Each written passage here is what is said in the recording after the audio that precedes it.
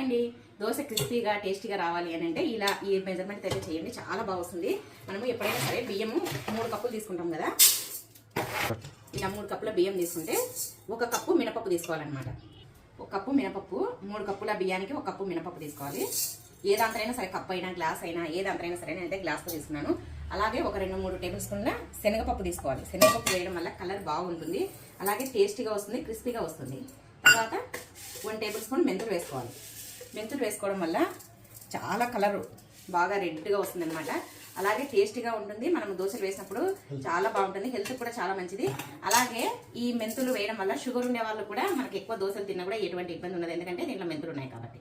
ఇలా అన్నీ వేసేసుకొని ఇంకా నీళ్లు పోసేసి ఒక 6 అవర్స్ నానబెట్టేసి, ఇంకా నైట్ ఇలా అయితే నానబెట్టేసుకొని దీన్ని బాగా నాననివ్వాలి. ఒక 6 అవర్స్ నానించిన తర్వాత మిక్సీ పట్టేసుకొని ఉదయం దోశలు వేసుకున్నామంటే చాలా బాగా వస్తాయి. ఉదయం దోశలు ఎలా వస్తాయి కూడా చూపిస్తాను. బాయ్ అండి.